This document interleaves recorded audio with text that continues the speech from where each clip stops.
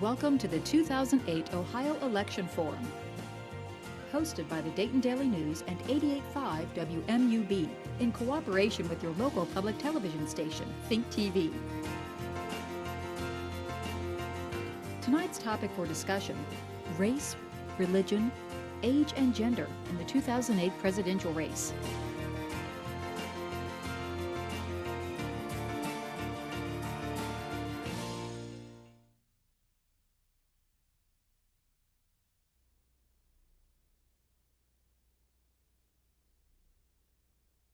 News Director at NPR at 88.5 WMUB. And this is the second in our series of 5 broadcasts discussing the issues and races of this fall's election. Tonight's event is a result of a collaboration of WMUB Public Radio at Miami University, the Dayton Daily News, and Think TV. Our topic is race, religion, age, and gender in the presidential race. Our guests tonight in Dayton are the Reverend Darrell Fairchild, community organizer for Vote Dayton, and an ordained United Methodist minister who preaches, teaches, and consults in local churches. Good evening, and welcome, Darrell Fairchild. Also with us this evening is Derek Forward, president of the Dayton chapter of the NAACP. Good evening and welcome. Good evening, thank you. Laura Maston, former chairwoman for Ken Blackwell's 2006 campaign for governor. She's also president and owner of Cap Square Solutions, a government affairs consulting business. Good evening and welcome. Good evening. Lori Viers is executive director of Family First, a pro-life, pro-family conservative organization, and a member of the board of directors of the Warren County Republican Party. Good evening and welcome, Lori Viers. Thank you. Also, Noreen Wilhelm, executive director of Rhythm and Shoes. She is formerly with Planned Parenthood and a former editor at the Dayton Daily News. Good morning and good evening and welcome, Noreen Wilhelm.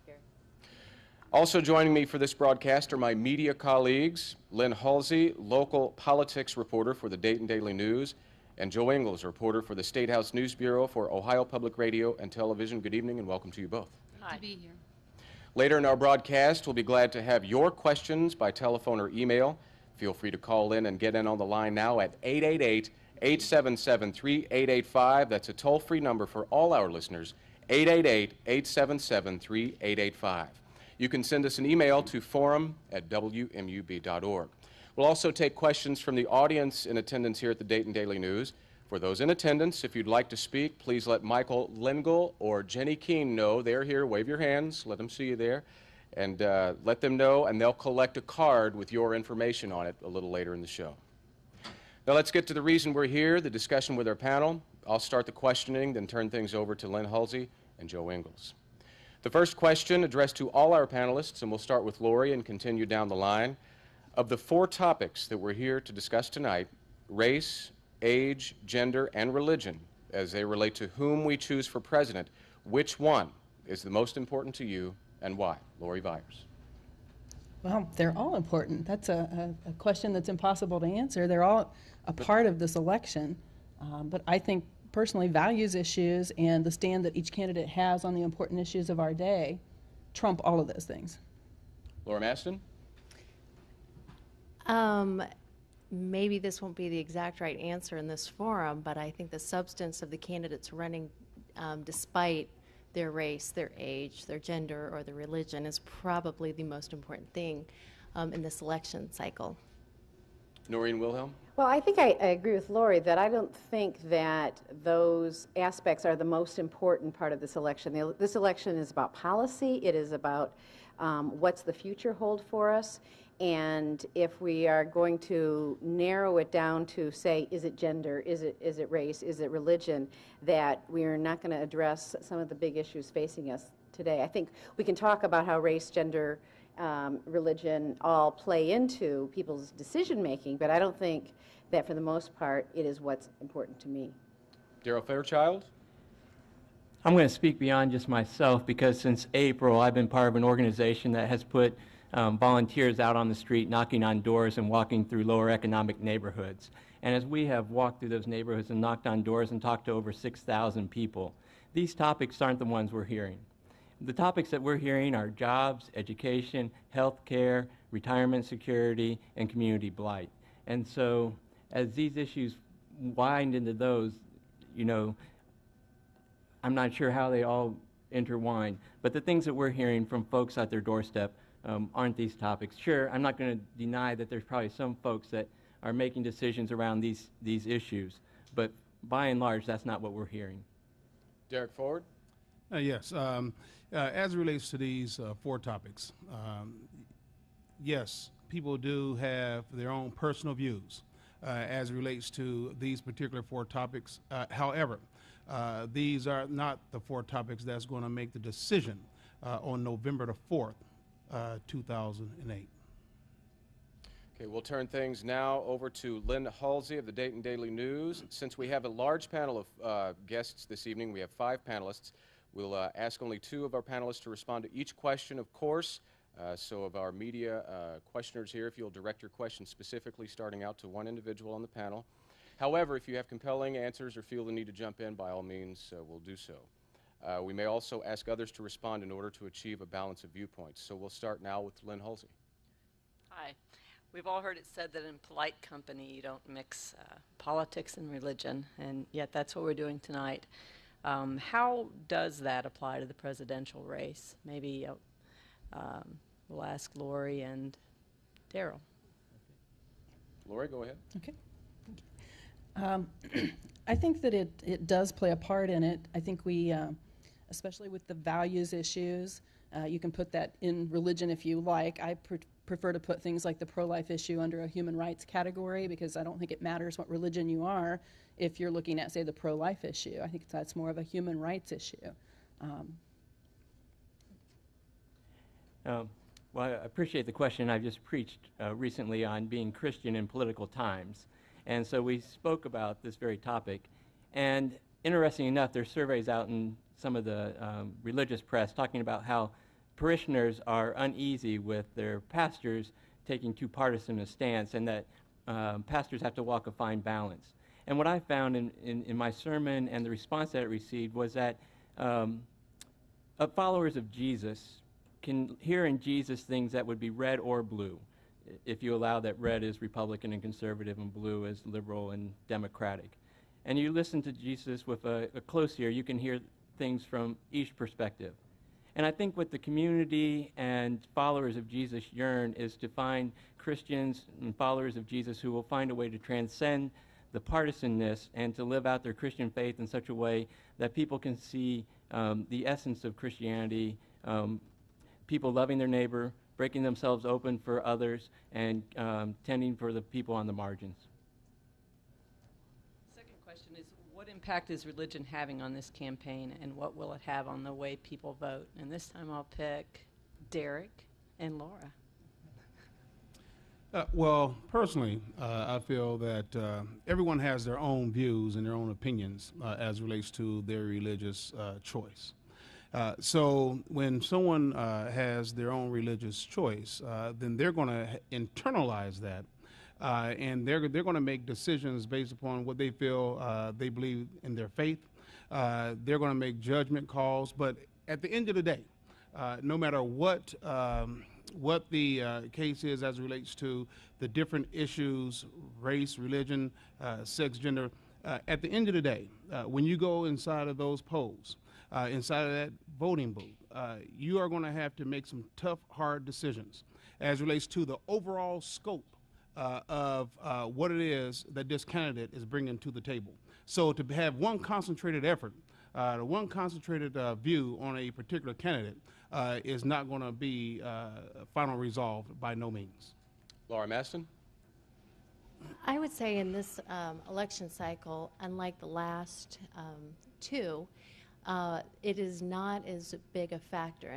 And what I'm getting ready to say, I hope you'll follow me here a little bit, is that George W. Bush brought with him a particular, when he was asked the question about who his favorite philosopher was, he made it fair game to talk about his religion. So when he said Jesus Christ is my favorite philosopher, however he said it, that interjected something about who he was into the debate. Neither of these candidates have done that in and of themselves. And so while the media has come and asked questions about what they're doing or where they go to church or how they spirituality fits into their life. It has not been something that they have openly proclaimed. So we've heard a lot about where they go to church or whether they go to church or who maybe they go to church with. But unlike a George Bush who made it who he is, I don't think it has as much bearing as it did in the last 2 elections. Noreen Wilhelm, you look like you might want to jump in there. Well, I think we sort of are not talking about the thing that there's like a whisper campaign about who is Barack Obama.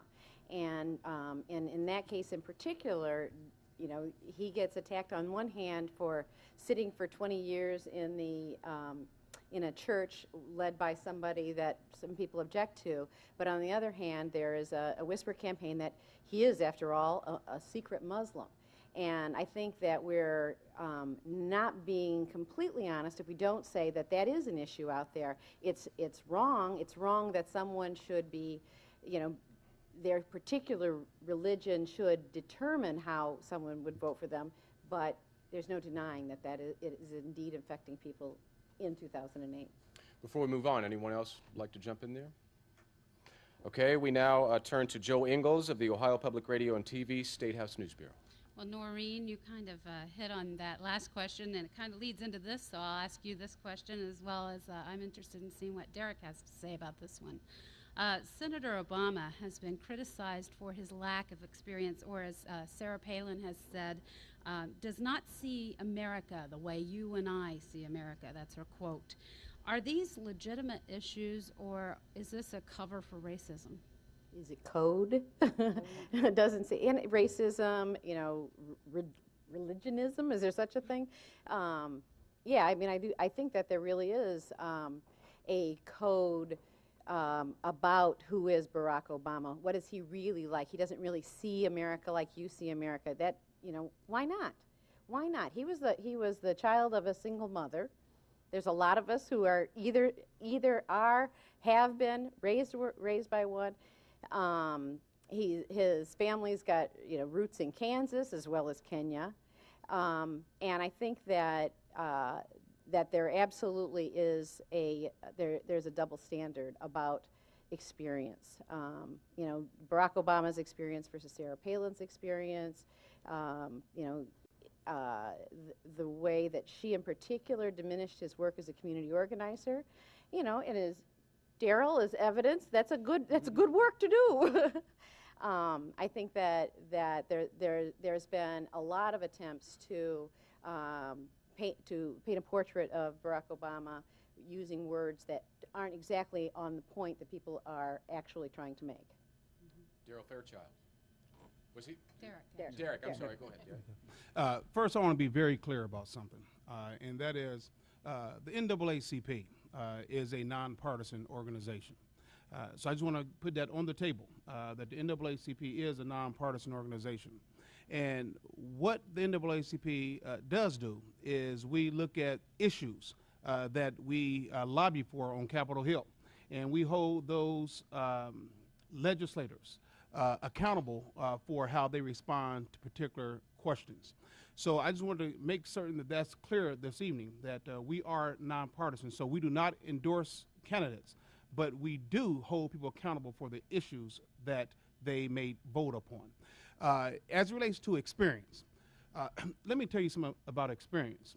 When it comes down to someone that is, I think he's 46 or 47 years old, somewhere along in there, anybody, I don't care whether or not you are middle-aged adult, young adult, senior, anybody can surround themselves with a team of individuals that will drive a train down the track with wheels of success. So if this individual, as the leader, he could be that visionary that will take this country to another level. However, you're going to, outside of being a visionary, you're still going to need those people in the trenches, such as the person sitting next to me, that has the answers. Everyone does not know everything, but I can tell you for certain that you can surround yourself with people who has the answers. Lori or Laura, would either of you like to jump in here at this point? I'll reserve my time for later. Okay. I'll jump in just Lori Byers? Yeah, just for Sure. a moment, I'll jump in. I think that's why it is important that whoever is the next president is able to reach across the aisle and work You can't just work with your own party. You have to be able to work with those across the aisle, and I think that's important. Okay, we need to move on to the next question. I'd rather comment on this. Okay, go ahead. And because you talked about different perspectives. And if you look in this community, Main Street runs through 5 or 6 different communities in this county. If you start in Centerville and come up through Kettering and Oakwood and Dayton and Harrison Township and Englewood, which 48 runs through all of those, Main Street in all of those look very different. And so I can understand why her Main Street doesn't look like some of the main streets that I've been walking on. Well, let me ask you this, and I'll ask Daryl and also maybe Lori or Laura, whoever might want to respond to this. What impact do you think race is having on this election? I'll jump in here. Laura Maston? Frankly, as the state chairman for an African American candidate, regardless of the party that I'm more closely aligned with, did my heart good to see the long lines of people excited, African Americans excited about Obama's candidacy. I may not agree with all of his positions, but I've worked for an African American candidate who I believed in his positions, and I saw firsthand folks' faces, and especially older folks who were excited about this opportunity in this time in history. And so I'm excited, and I think this levels the playing field to a place where it says, let's talk about something of substance. Let's talk about policy. Let's talk about what's going to affect my kids, your kids, grandkids, mainstream America, because we have the best mix of candidates, age, race, religious backgrounds, experience. We have the greatest melting pot of candidates we've ever had right now, and we don't have to make our decisions on the margins of what those represent. Derek or Daryl, would you like to respond, either one of you? Derek? Yes, I do believe that race, that there is an issue of race as it relates to this particular historic election year. As you take a look at some of the candidates, when you had Senator Clinton, as well as Senator Obama seeking the nomination from the Democratic Party. And there was a lot of zeal and a lot of passion that they both put forth into seeking the party's endorsement. Well, I can tell you, my friends, that I have quite a few Caucasian friends. And they told me personally that once Senator Obama actually received the endorsement, that some of their friends who are also Caucasian said they would not vote for a black man.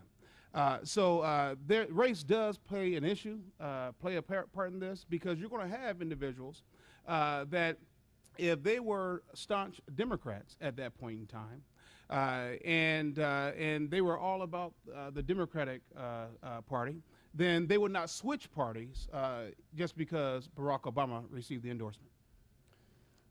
Let's start it back over to Lynn Halsey. We want to remind listeners that this is an election forum on WMUB. Our topic tonight is race, religion, age, and gender in the presidential race. This is a collaboration of WMUB, the Dayton Daily News, and Think TV. And we want to remind our audience here tonight that if you do have questions, if you have not filled out a card, raise your hand, and Michael or Jenny will be able to assist you with that. Let's turn things back over to Lynn. I think I'll direct this to Laura Noreen. Governor Palin has been criticized for lack of experience in her performance during an interview with CBS's Katie Couric. To what extent are the criticisms a result of sexism? Did you say Laura or Lori? Laura, but everybody's welcome. Noreen? I didn't see the complete interviews. I saw probably the clips that most people saw. I don't think that they were issues of sexism. I think if a male candidate had asked had responded to a question with an answer that didn't seem to answer the question or seemed to go around in circles, I think we'd be just as critical. I think that we're looking at her I mean, she's an exciting candidate. There's no two ways about it. And so she's getting a lot, and she's an unknown, and so she's getting a lot of scrutiny. And I think that that's the reason she's getting the scrutiny, and I don't think it's because of her gender. Laura Maston? I do think that being a female is a factor here. Maybe not with Katie Couric specifically, and I would agree with what your assessment. I think that the media would have been equally as critical of a male candidate who had dodged the question, if you will, if you believe that she did. But that said, this woman in the first 5 weeks of being nominated has had everything about being a woman and being a mother and being on the national stage scrutinized in a way that most people would not be able to hold up underneath. And for that, I give her credit.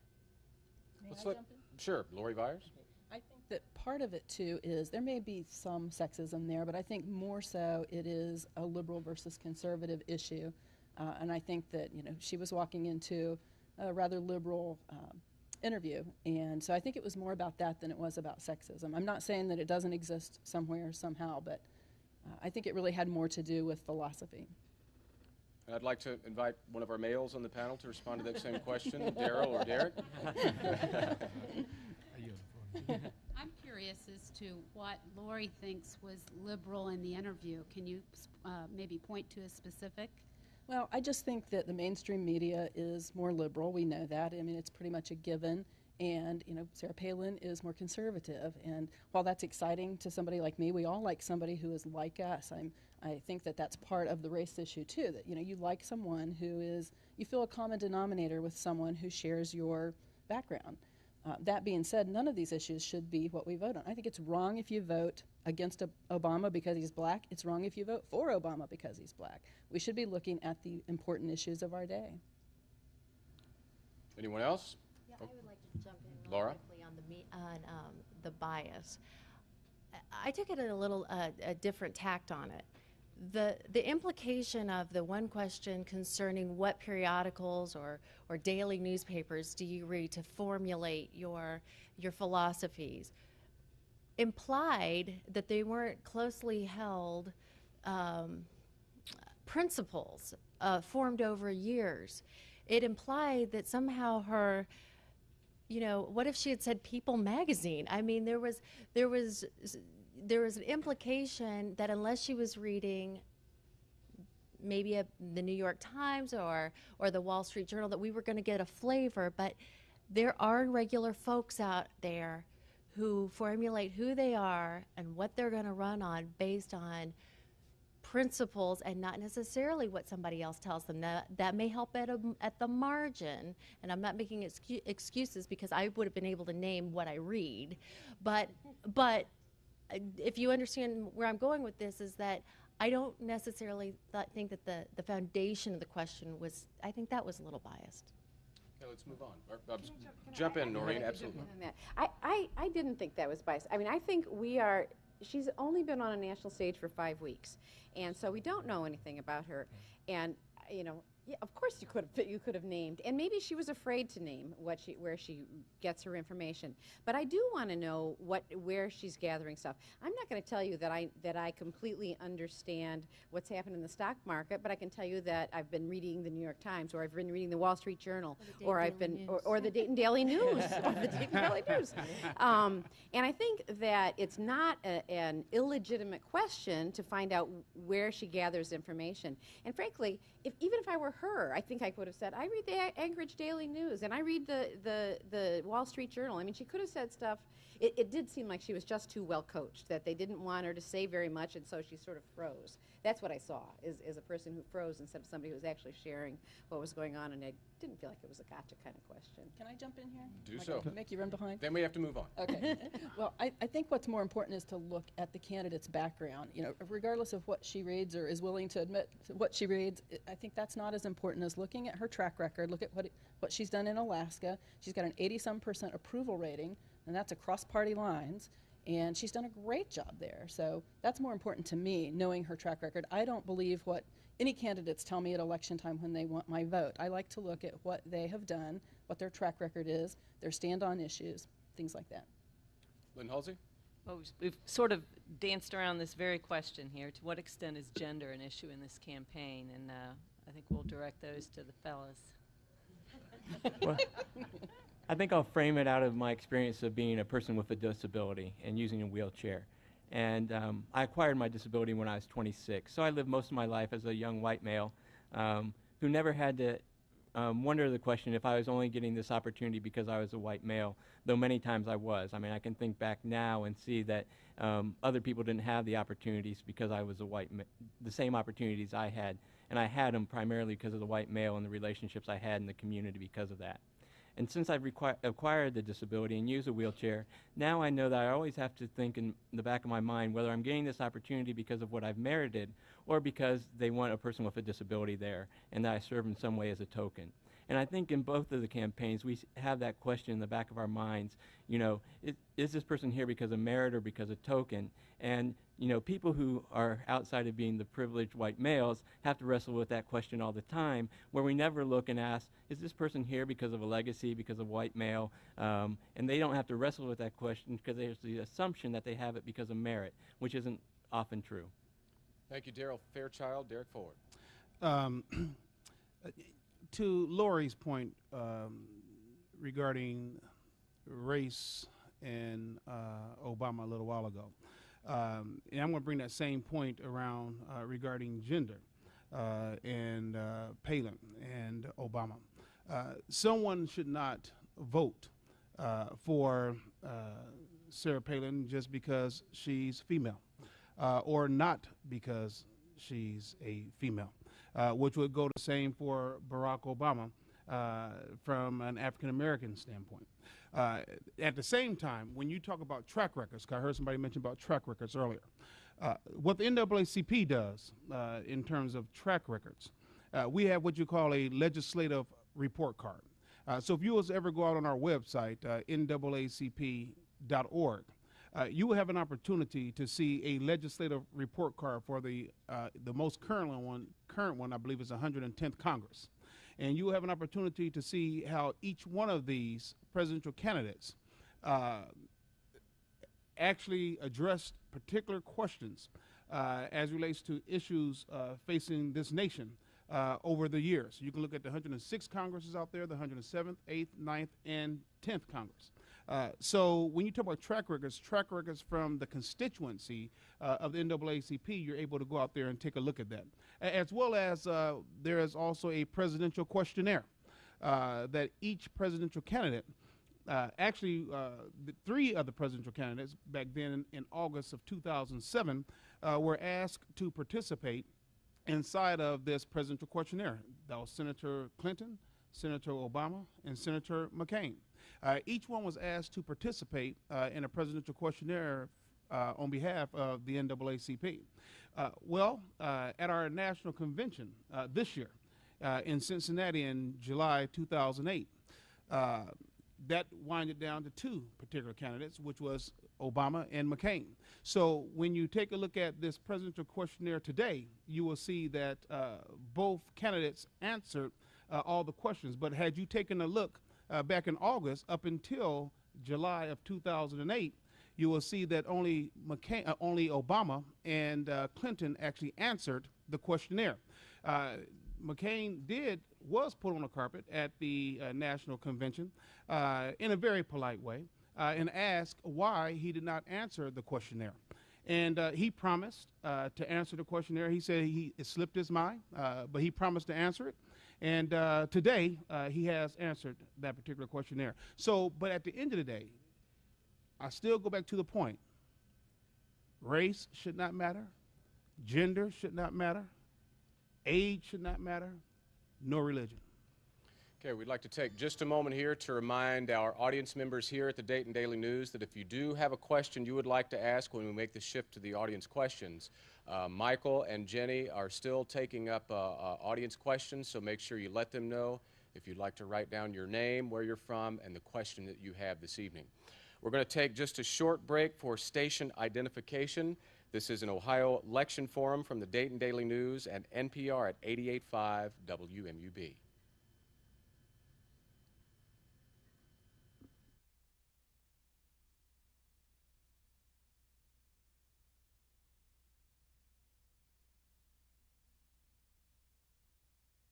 Forum on NPR at 88.5 WMUB. This is a collaboration of WMUB, the Dayton Daily News, and Think TV. It's also being streamed live on Ohio Government Television. We've got about 15 minutes left in this segment, then we'll open it up for audience questions. So we'll go back now to Joe Ingles. Well, you kind of touched on this, Derek, but age is a factor, or appears to be a factor in this race.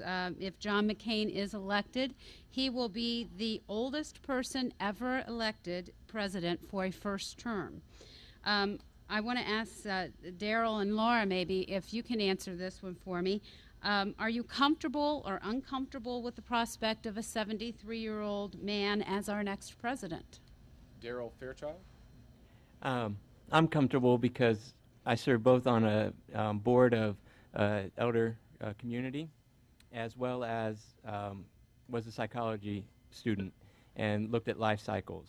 And certainly we're in a new age, given modern medicine and health, with people living into their 80s at a greater frequency than ever before. I mean, this has never happened in the world prior to this time. And so who knows what the limits are of human capacity and the human spirit and the ability of people to do. And there have been people in a whole range of professions and endeavors who have shown that age does not become a limiter. And so I'm comfortable. I'm also comfortable, and as I look at John McCain's experience, we are in tumultuous times. He has lived through many life experiences that none of us can even come close to. And so I'm comfortable with his experience. I've also had the opportunity to meet him, and he has a spryness about him that rivals most young men I know. So I feel comfortable, and I'm confident that he is up to the challenge regardless of his age. I jump in here too Lori Byers? and say that if you meet his mother and her twin sister, they are still going strong at their age, so he comes from good stock. Well, let me ask Derek and Noreen perhaps to follow up here. Do you think that age is having an effect on this campaign? Derek Ford? No, I personally don't think that age is having any impact, because if a person has the ability to carry through a mission, whether or not, it goes back to what I said earlier, whether or not they're 35, 45, 85, 19, if they have the ability and they have the knowledge and the know-wherewithal to be able to accomplish the goals that they have set forth for this country, and then they surround themselves with the people to get it done, to me, age really should not play a factor in this. Noreen? I don't think that it's helping people make their decisions. I don't think I think this year we we have candidates who have very distinct policy differences, very distinct styles. There's a lot different about the candidates, and I'd be very, very surprised if somebody said, I'm not going to vote for Barack Obama because he's too young, or I'm not going to vote for John McCain because he's too old, because I have to believe that there are a lot of other issues that are going to come up in their decision-making long before age. Okay, let's move on to our next topic. Before we do so, though, we want to remind our listening audience that in just a few minutes we'll be moving to the audience questions. As we approach that time, kind of be paying attention to this area over here to the whiteboard, and when you see your name on that whiteboard, kind of start inching your way to the microphone so we can move through this as quickly as possible. Okay, we're back to Lynn Halsey. This question to Lori and Noreen. Research says that a majority of Americans believe in a woman's right to have an abortion. What is the impact of the abortion issue in this election, and why is it appropriate or inappropriate to apply abortion as a litmus test for candidates for the U.S. Supreme Court? May I? Lori Byers? Research may show, research shows that the majority of Americans are not comfortable with where we are right now with abortion. Right now we have abortion through all 9 months of pregnancy, and that's not where most of the American people are.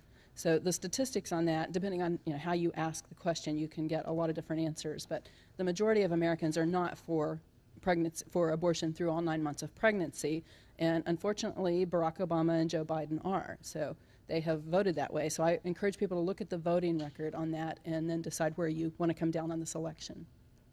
Noreen, you want to jump in there? Well, I think you have to begin by acknowledging that abortion through 9 months of pregnancy is not the law of the land. Roe versus Wade is. And Roe versus Wade makes a very distinct difference between the 3 trimesters of a pregnancy. But I think in 2008 that once again, we are faced with enormous literally life and death issues in our society right now, between the economy and the war, and those are people's primary concerns.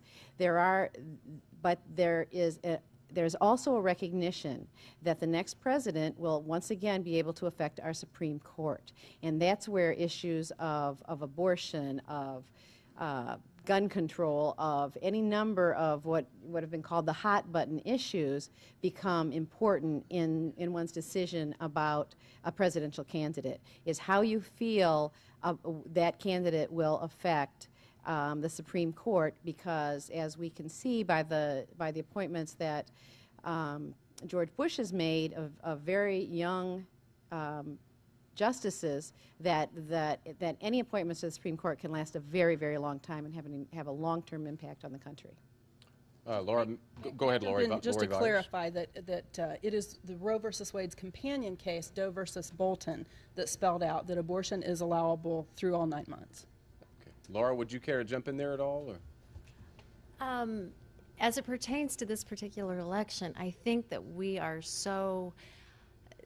this is a decided issue, and while there are those of us who are pro-choice and pro-life, unlike other election cycles, it is not at the forefront as much. That's not to say those folks won't come out and vote based on whether one candidate stands on one side of the fence or the other, but we're not hearing about it, just like maybe on the earlier question we talked about religion as it pertained to a particular candidate. This is a different kind of year with the economic crisis that we're in, the war. There are so many competing interests that the abortion issue on its own has not surfaced like we've seen it surface in years past. At least that's my assessment.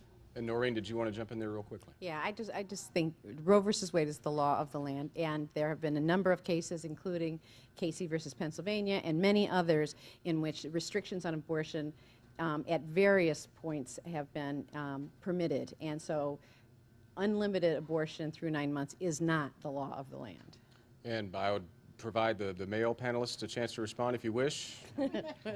Okay, we'll move on. Before we do so, we want to remind folks you're listening to an election forum on WMUB. Our topic tonight, race, religion, age, and gender in the presidential race.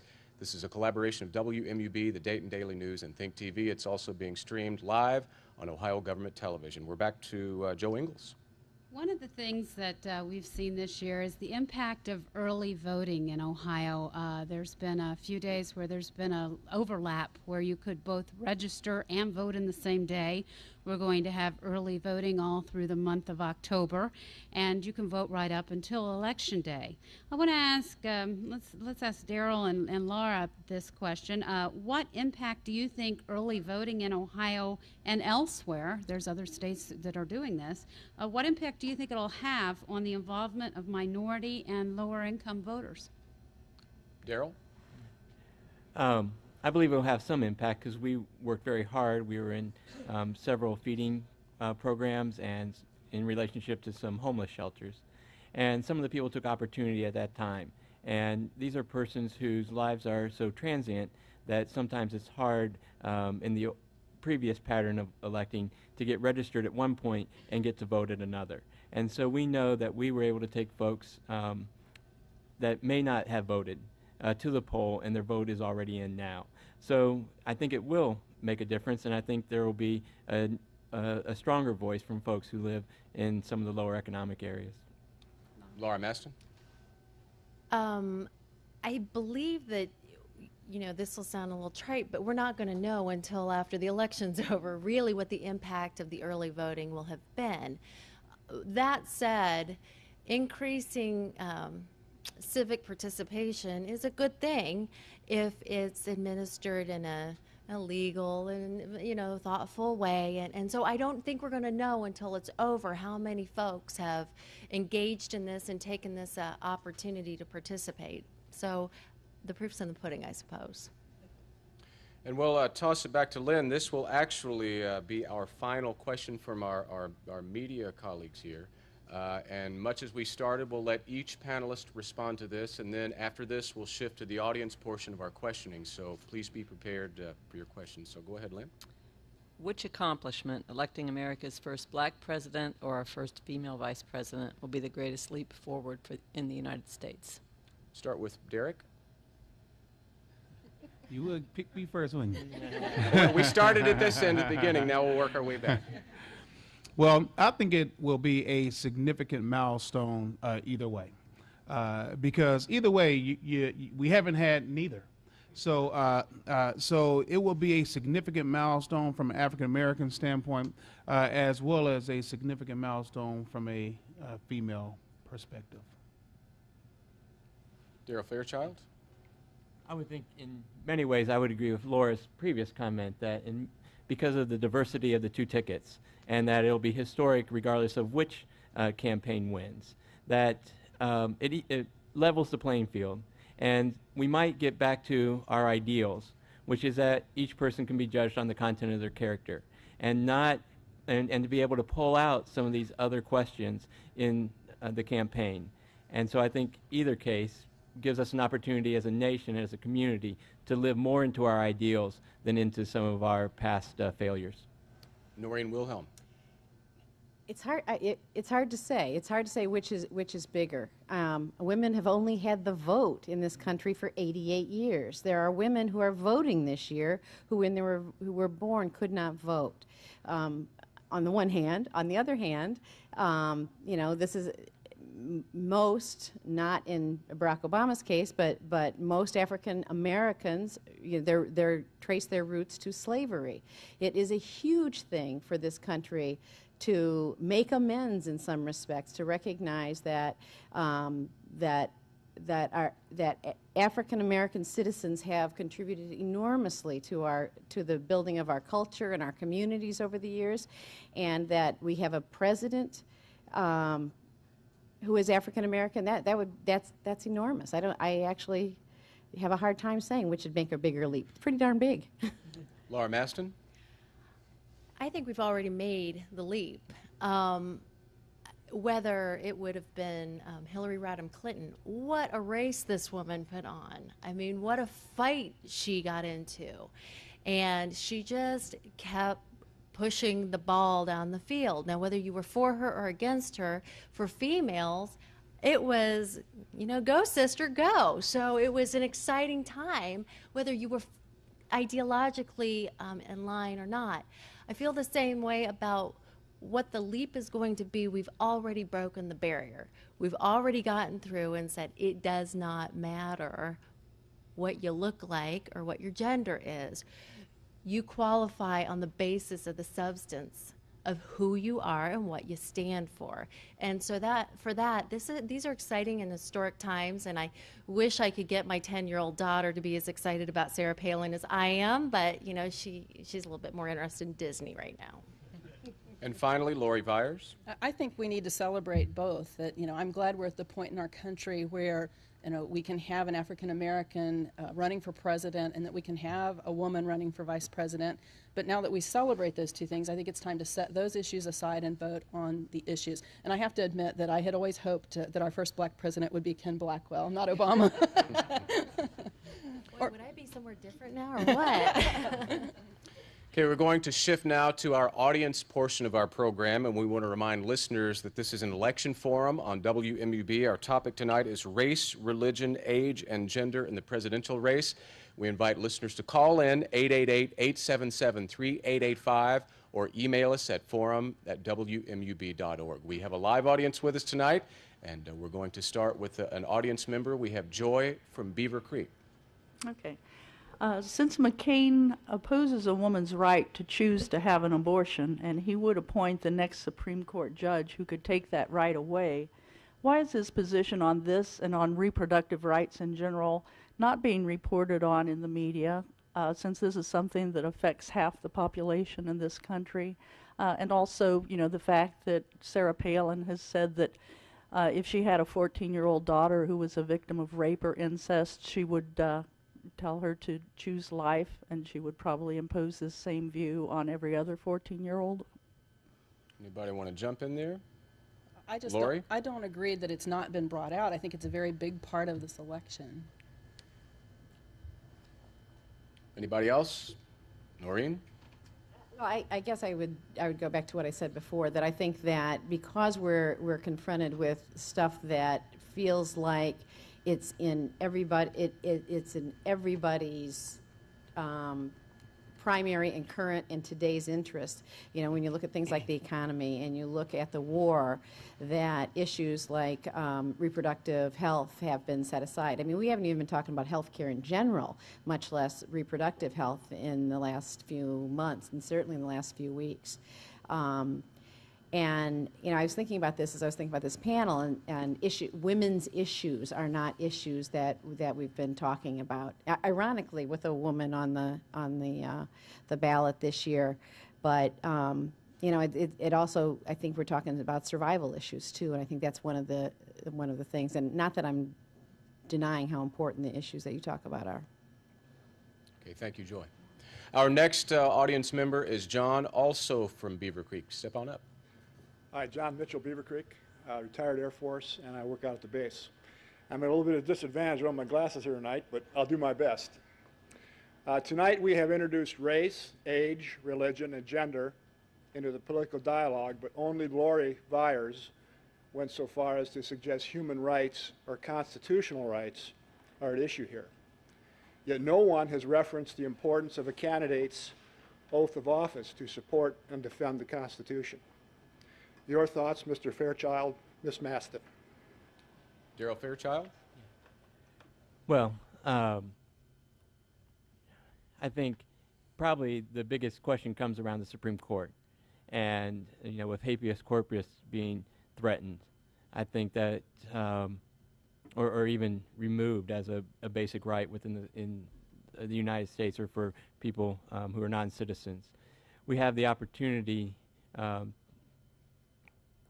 have that conversation about what is the fundamentals of our community, and certainly the Constitution is the root of that. I'm not sure how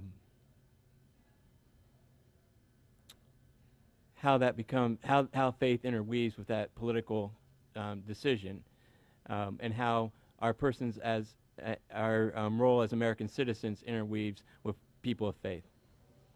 Okay, but okay.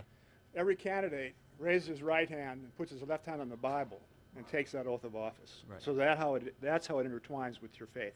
Okay. And you said you'd like to hear Laura Maston respond as well, Yes. right? Ironically, I was at a forum just yesterday, and it was the president. It was called the President and the Courts, and they talked about there are distinct differences between these two candidates based on how they see the Constitution. And again, you know, as a living document, or that is fluid, or something that needs to be treated in its original form. I think there is a distinction between these two candidates. I think Obama has been on the record as saying that this is more of a living document, and I know that John McCain has referenced that he is more of a federalist. That said, we live in a time where people are worried about their job, and they're worried about their health care, and they're worried about a whole host of other things, and that's what's dominated the media coverage. I don't think it's not important. I just think it's been drowned out. Thank you. And thanks, Dayton Daily News, for having the forum tonight. Okay, thank you. We'd like to remind folks that this is an election forum on WMUB, a collaboration of WMUB, the Dayton Daily News, and Think TV. This is also being streamed on Ohio Government Television. We invite our listeners out there on the radio to call in this evening, 888-877-3885. If you have a question or comment related to our topic, which is race, religion, age, and gender in the presidential race, you may also email us at forum@wmub.org. James, if you'd like to make your way toward the microphone, James is our next audience member with a question. Go ahead, James. Yeah, I've heard you all respond to the issue of what's more important, race, gender, age, religion, and it seems to me that most of your answers appear to be politically correct. And that's polite, but I've been a practicing civil rights attorney for over 23 years. And I've come to recognize that the way we see our world is based on who we are and what we believe. And oftentimes that is shaped by our race, by our age, by our gender, by our religion. And so to suggest that those things can be objectively dismantled and put on the shelf, I think does a disservice. The reality is we cannot divorce ourselves from who we are and what we believe. And some candidates reflect it more strongly than others, and it's that speaks to us, and that is what we identify with. And so the question becomes, how do you divorce yourself from who you are to get to the issues? If you're a values person, or if you're an African American, or if you're a female, how do you divorce yourself from those issues, which is who you are, part of who you are, to deal with the substance of jobs, economics, those kinds of things? James, did you have anyone specific you'd like to hear from first? Why don't we just go all the way down, since they all gave political answers? I tell you, let's do this. Noreen was eager to answer. Noreen, jump in there. I am eager to answer that. I mean, the question, as I heard it, was which do you think is the most important in this election? And that's what I was responding to. Now, I can tell you that who I am is absolutely a function of who I've been. You know, the fact that when I was in the 6th grade and I wanted to be president of the United States, and my teacher said, "You can't." I said, "Okay, I'll be a secretary." I am a person who was 13 years old in 1968. 1968 was a hugely important year, and for somebody being 13 years old, you're a sponge, and you take up everything that happened. You know, Martin Luther King's murder, Bobby Kennedy's, the 68 Democratic Convention, the Vietnam War. My sister's boyfriend was killed in Vietnam that year. It was a huge year, and all of those things made who I am. But none of those things made me say one piece of this is more important than the rest. It's all of a piece, and all of my life in the last 40 years has helped bring me to where I am today. I can't tell you, and it's not politically correct. It is who I am. It's all those pieces. All of those things are important, but nothing is most important of those 4 elements. Derek, forward. Now, I would be in agreement with the last statement that you just made, because at the end of the day, it's going to become a personal, internal issue if you are someone that's going to allow yourself to cast your vote just because someone's race, just because of someone's gender, just because of someone's age, just because of someone's religion. If you allow yourself to make a judgment call on either for those ways, then I believe that a person is going down a road that is really not going to be all that pleasant, especially when you're not really dealing with the crust of the issues at hand, such as the economy, such as the war, such as our educational system, throughout America. So whoever can get those things done collectively, I believe is who an individual should look forward to voting for on November 4th. Anyone want to jump in? Laura Maston? Yeah, I would love to jump in here. I understand exactly what you're talking about in the crux of your question. I would never vote for a woman just because she was a woman. Am I excited about the fact that females are breaking through the glass ceiling? Absolutely. Did I tear up when he named Sarah Palin? Yeah, I did. That said, those of us who follow politics, we follow it deep and wide. But a lot of the people that are making the choices at the, that are going through the bread and butter of their days aren't making their decisions till the last day or the day before, not because they don't care, but because they have all these other things going on. I think that's where it makes an impact. I don't know a whole lot about what's going on, but I like X, or I would like to see the first African American, or I would like to see a female. Or like some of my female friends have said, that's Sarah Palin, she's like me. I don't really like politics, but she's like me when she brought her baby out without her shoes on the stage. I didn't notice that because I was listening to the substance of what she was talking about. But there are those people that do. And so I think that's where it makes an impact. For me personally, it doesn't. But for some of the voting population, I think it does.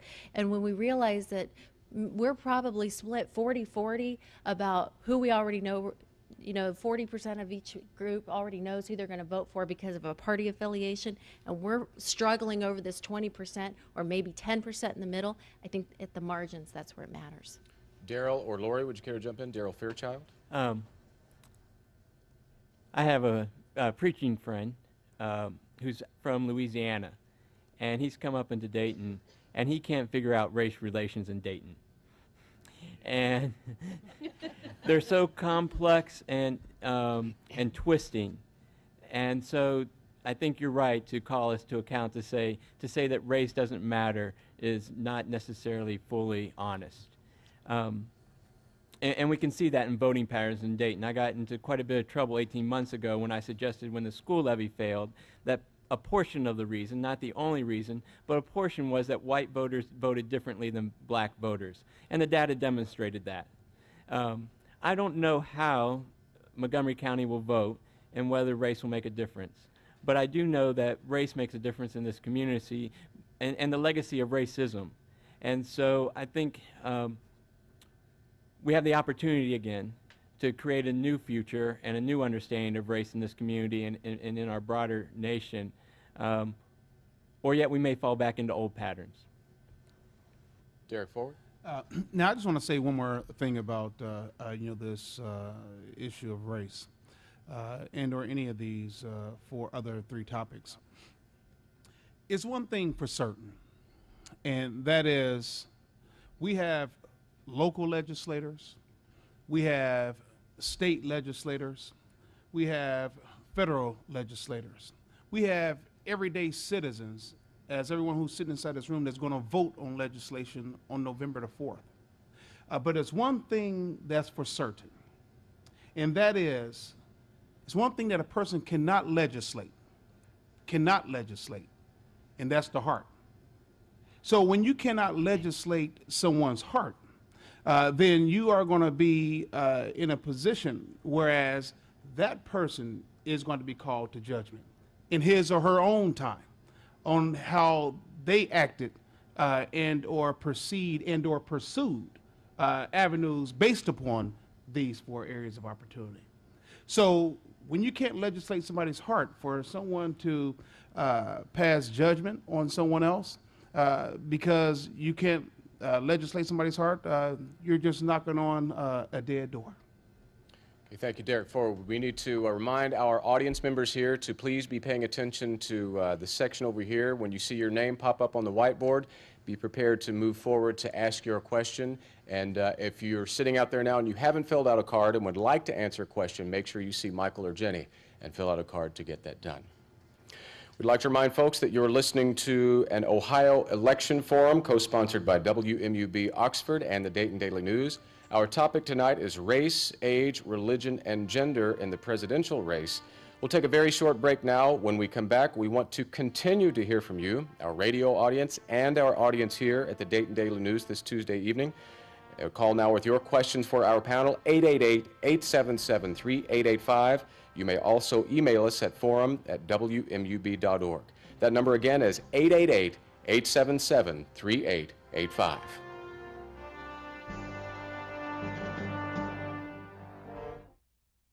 Welcome to the 2008 Ohio Election Forum. hosted by the Dayton Daily News and 88.5 WMUB, in cooperation with your local public television station, Think TV. Tonight's topic for discussion: race, religion, age, and gender in the 2008 presidential race.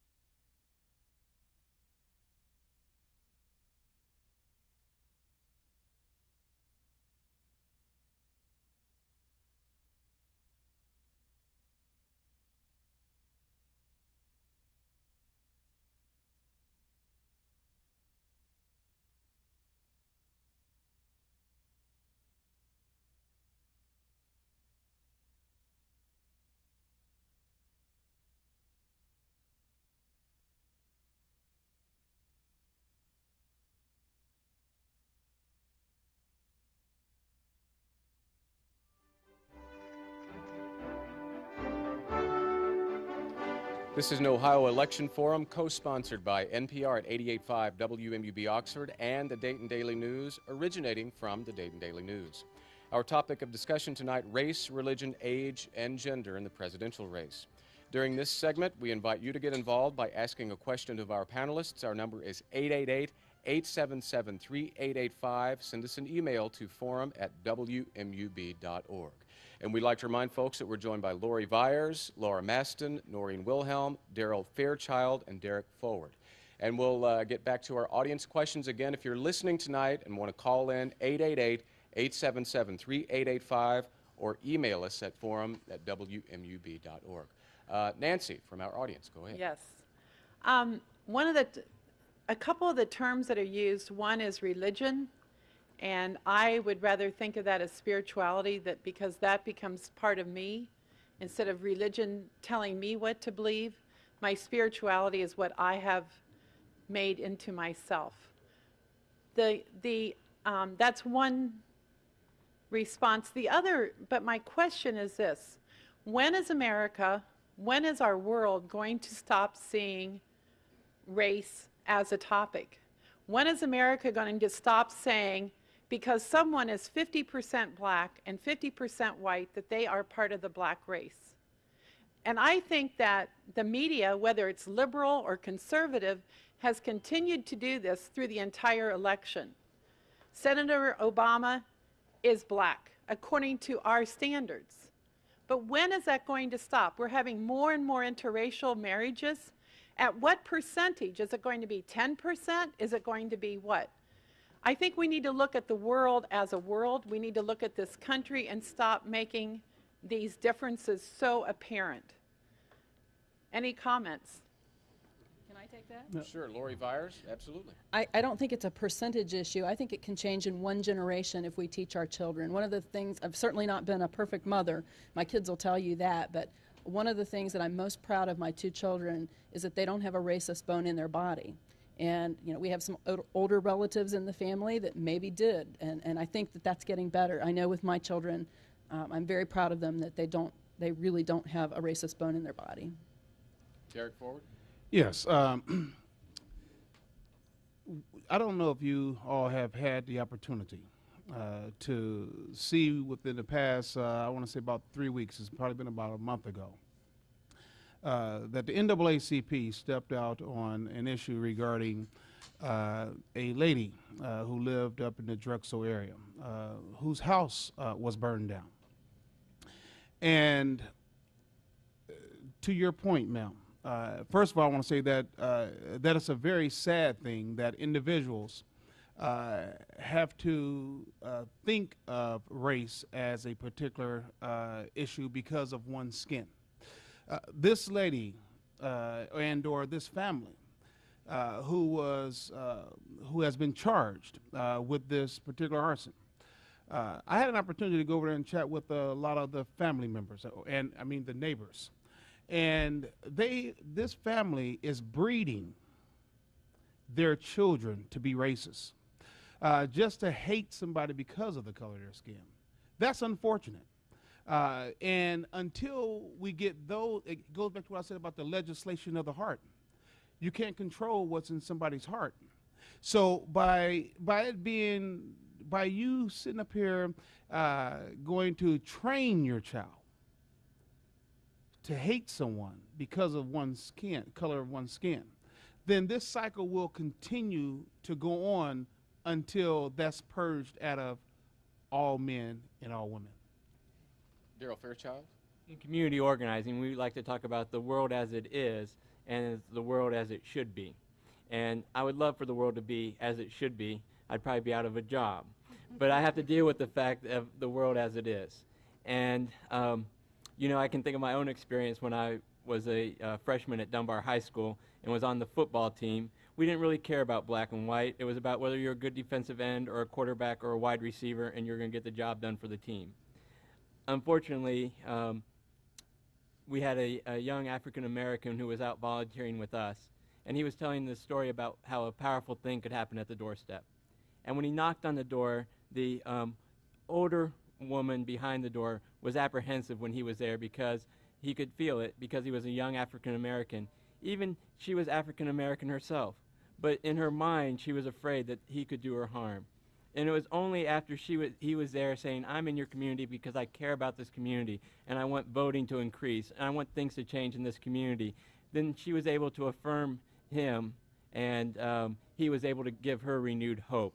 But that was moving a little bit from the way the world is to the way the world should be.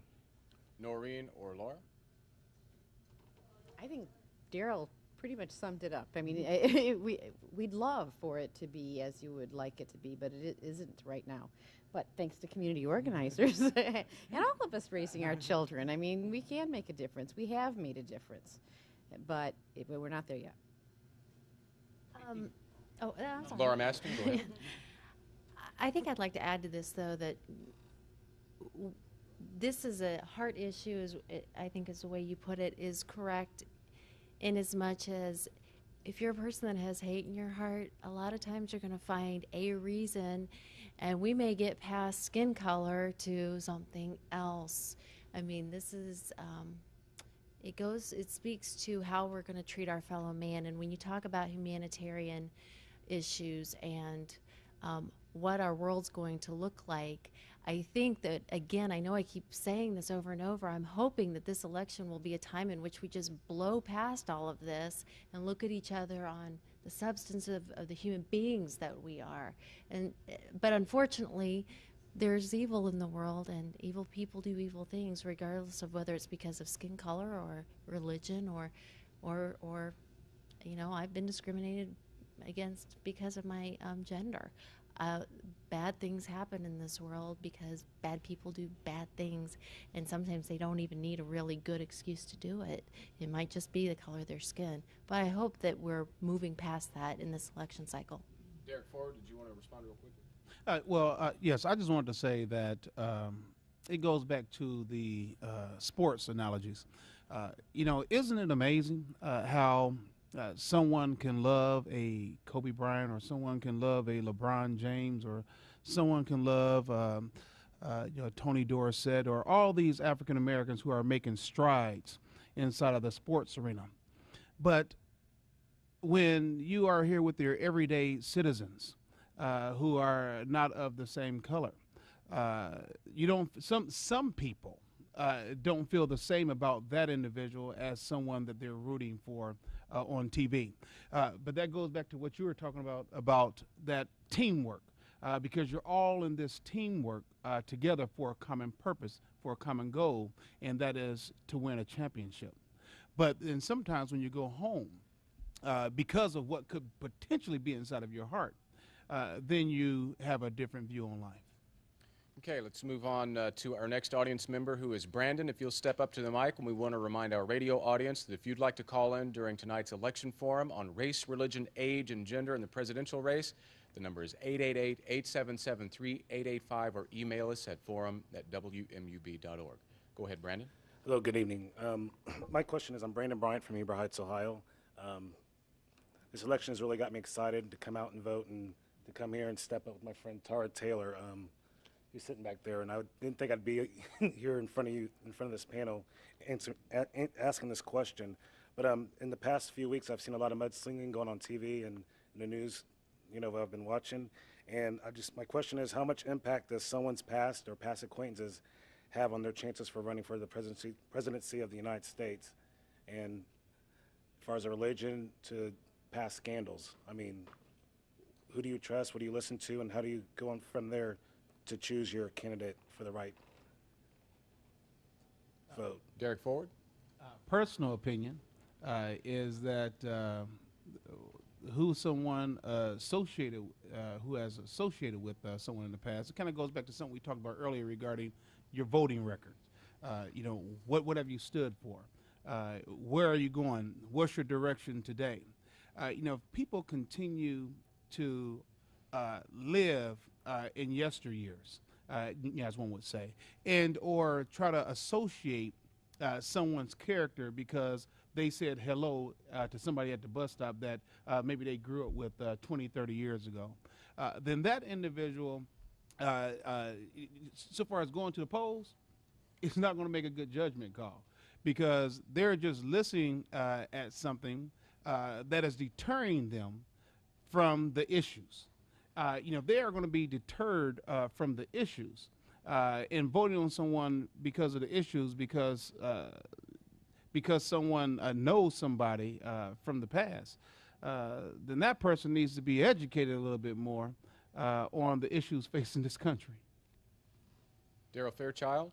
And I would just say that it's unfortunate that the mudslinging has begun, because what I know from the communities I've been in, and we've talked to the people, that it's this type of thing that distracts away from the real issues in their neighborhood. And it's this type of thing that can create cynicism within electorate and can help deter people from participating. And so I wish there was a way that we could be better citizens and better voters and to hold candidates accountable to stay more on policy issues like the ones we're hearing that are important for these communities: jobs, healthcare, education, community blight, and retirement security. And to move away from these distractions, because it's these very things that keep the people that in the communities where we've been walking to not go to the polls. I mean, what we heard more, we had to overcome more than anything was, it won't make a difference if I vote. And I think that's very unfortunate when a person in a democracy feels like their vote doesn't matter. Would anyone else like to jump in? Laura? We live in a unique time with the internet, with what we're doing tonight. Everything's real time, and election cycles are getting longer and longer and longer. And where it used to take, you know, a candidate a certain amount of time just to get their name out there, much less what the 3 or 4 things they stood on or their platform was going to be, we know this stuff instantaneously. And we get bored. We're the microwave, you know, generation. So you're sustaining longer and longer election cycles. Obama's been in a primary, McCain's been in a primary, and he's 72, and he's been in elected life for a long time. And part of it is we get bored. We don't want to talk about policy all the time. Some folks, so that's part of it. The media wants to keep on finding the next thing. But I think there is some merit, and I probably am the only one that thinks this on this panel, to finding out a little bit more about who you're getting by what do they do when they're not giving a stump speech. Who do they associate with? Where do they go to church, or what clubs do they belong to, and maybe who their acquaintances are. It gives you a little more insight into who you're getting, not just what they stand for. So it's partly, I think, you know, people are a victim of the times that we're in, but I think some of it is, you know, you kind of get a handle on who you're voting for, and not just what they say that they stand for. It's a necessary, maybe not a necessary evil, but it is something that in this day and time we have to put up with. Anyone else before we move on? Noreen? I think I disagree, except for, you know, if the background is that important, then maybe what you read is important too, and knowing what a candidate reads.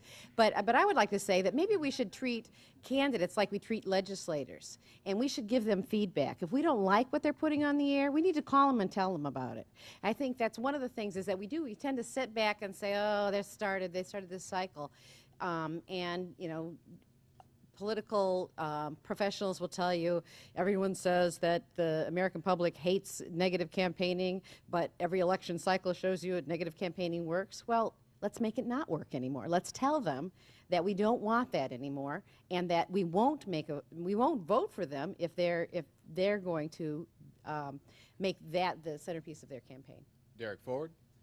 When you have someone that continues to always want to run negative campaigns, run negative ads, kind of think back to who started those particular ads in whichever race it may be. Kind of think back to the person who initiated the negative campaign. And I think what you will find is that those individuals don't have a true game plan, or their strategy may not be intact. That they know they're going to win. So what do they need to do? They resort to using other tactics to get the attention off of themselves to try to downplay someone else. And I think a famous quote will kind of sum it up, and then I'll leave it alone. Sometimes people are running out of time. Anyone else before we move on? Yeah, I'll rebut a little bit. Laura Maston? I don't think that what Katie Quirk asked, for instance, was an invalid question.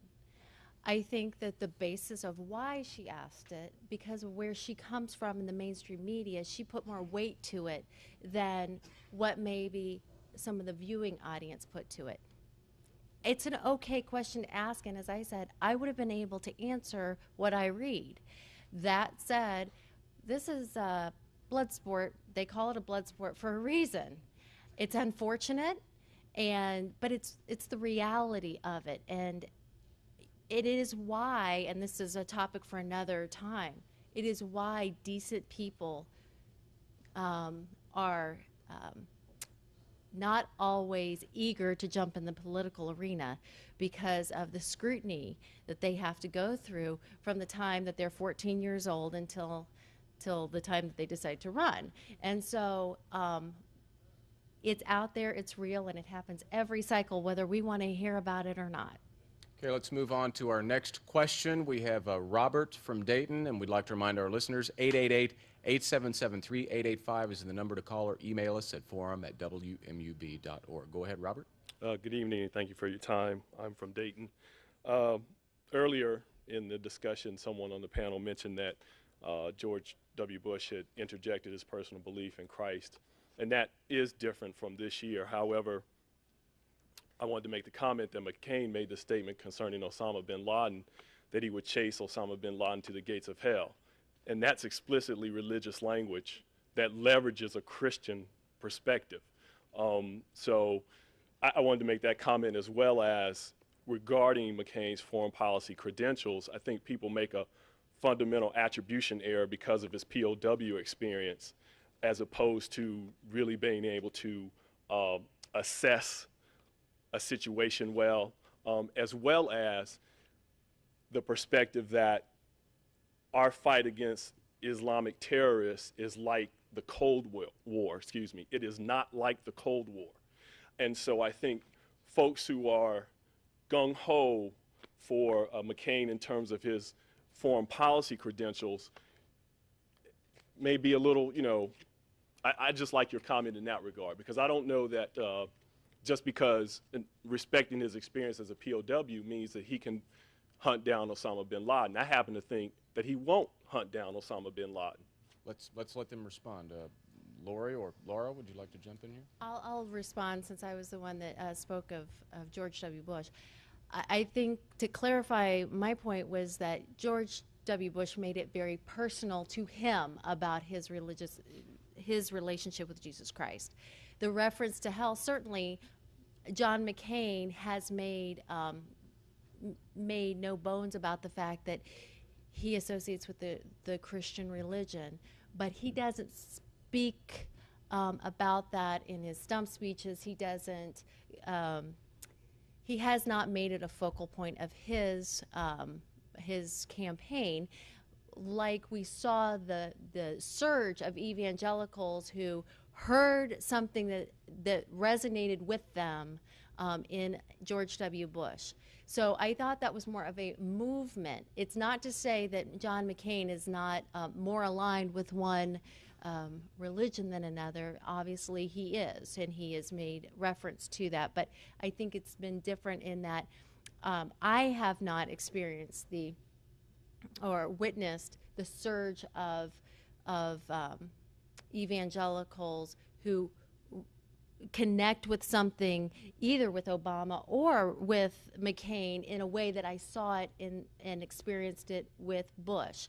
Secondly, to speak to the foreign policy issue, you know, I would argue that John McCain has experienced that that there are very few people have, and he has a different look at war.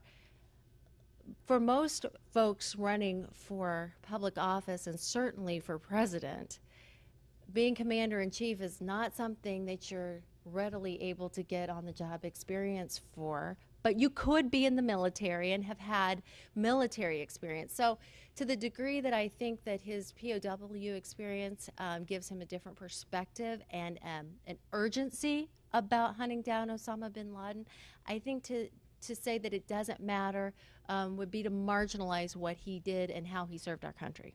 Okay, anybody want to follow up on that before we move on? Okay, our next questioner from our audience is Madeline from Centerville. Madeline, if you'd step up to the mic. Good evening. Thank you. Thanks for being here and helping us understand more about this election. And now I'm going to help you understand more about this election. For me, and I'm 73, I've voted in quite a few elections. For me, this election is not about who they are, i.e. the candidates, but it is about who we are as a people. We're going to find out through this election who we are. And I don't need a response to that, except, amen, sister. Would anyone care to respond to those comments? Derek? Well, I think that she hit the nail on the head, and it kind of goes back to what I said that I've been preaching throughout this telecast this evening, is that it goes back to the heart. Yes, you are going to find out who you are when you go to that voting booth on November 4th, 2008. Anyone else? I just want to say, I think Madeline proves the earlier point that people are living longer and healthier, and she certainly doesn't look 73. So I think you're made of that same stock that McCain and his mom and aunt are. Go ahead, Darrell. One of the things that I'm really clear about is that the important work that we've done in these communities doesn't stop on November 4th. And whoever is elected will maybe make some differences in how much resources are available to do certain things and who has control of those resources to do them. But ultimately, at the end of the day, the citizens in Dayton and Montgomery County are going to have to find new ways to work together to address these key issues in this community. And so I think you're right on target to say that it's more about us and really living into Lincoln saying of, by, and for the people, and us taking a renewed level of our civic participation to start to address some of these very important issues in our community. At the same time saying that some of the forces that are impacting this community are way outside of this community, as we saw this past week, and the issues of international credit markets. Anyone else before we move on? Okay, one more audience question. Margaret, if you'd like to step up to the microphone, we'd like to remind our listening audience this is an Ohio Election Forum on WMUB. Margaret? Good evening. I'd like to tie on something that one of the panelists mentioned about our going back to old patterns in terms of race and religion. And I wonder how you would respond to candidates who are using race and religion to turn those who are listening to them against a particular candidate. I'm thinking of candidates who constantly refer to Barack Obama, indicating that he is, quote, exotic, meaning that's a nice code word for black, and we all understand that. Those who want to tie him to a terrorist who committed an act when Barack Obama was 8 years old, and who justify that because they say that's an association. And I'm wondering if those who feel that that's a legitimate association would feel it's also legitimate for us to mention the fact that Sarah Palin's husband, and that's a much closer association, until 2002, belonged to an organization that is working for the secession of Alaska from the United States, and whose owner commented that he did not want to be buried under the flag of the United States because he hates the United States. Anyone want to jump in there voluntarily? Derek, you were leaning toward the mic there. What was the question, though, Ms. Peters? Because I think I understand what you were saying. The first one was how we should respond to those campaigners who are using race and religion to turn those who are listening to them against a candidate. And I'm thinking particularly about Ms. Palin, her comments about Barack Obama, because today on the news I heard that when McCain was speaking to a particular group and he mentioned Barack's name, someone in the audience yelled, terrorist. He mentioned the name Ayers and somebody yelled, kill him. That's hatred. Yes, and that is hatred, and it's absolutely wrong. And it kind of goes back again to that heart, association. What's in someone's heart, and you will see, based upon those kinds of remarks, individuals try to say about other individuals. That kind of tells you about their character. What they believe in. What they associate with, and who. So I can give you a good example, and some people just don't think about this. I had a store out in East Dayton, and in the process of selling this store, I was standing, here and standing with, a colleague, and there was an individual, a white male that was talking with another white male. And I'm standing here just as I'm sitting next to you and to my right. And the person said, I can't believe that this company, because it wasn't my store per se, it was a company I worked for. I can't believe this company is selling this store to this sand nigger. And as if I wasn't sitting right there. So that's the first time I understood how, what Arabs, people of Arab descent are called over here in America. I guess it's those two words. And what that did is that just let me know, how this person probably felt about me. Okay. So, yes. About 10 more seconds. Yes, so that just let me know how this person probably feels about me, and once again, you can't legislate the heart. We'll need to leave it at that. As we conclude this broadcast, we thank our guests, the Reverend Daryl Fairchild, Community Organizer for Vote Dayton, Derek Ford, President of the Dayton Chapter of the NAACP, Laura Maston, former Chairwoman for Ken Blackwell's 2006 campaign for governor, also President and owner of Cap Square Solutions, Lori Vyers, Executive Director of Family First and Board Member with the Warren County Republican Party, and Noreen Wilhelm, Executive Director of Rhythm and Shoes, formerly with Planned Parenthood and the Dayton Daily News. Thanks to you all for being here. Our media panelists have been Lynn Halsey and Joe Ingalls. Tonight's broadcast will be repeated on WMUB and other public radio stations across Ohio. Streaming audio and a podcast will also be available from the WMUB website, WMUB.org. This program will also be shown on Think TV's Digital World channel and the Ohio Government Television channel. On-demand streaming video can also be accessed from the website of the Dayton Daily News and Think TV. We invite you to join us next week when our topic will be economy and jobs. This Ohio Election Forum has been co-sponsored by WMUB Oxford, the Dayton Daily News and Think TV, and streamed live on Ohio Government TV. This program was produced by John Hingsbergen. Our executive producer is WMUB General Manager Cleve Callison. We've had engineering assistance from Jim Keene, Pat DeChant, and Matt Hardrick.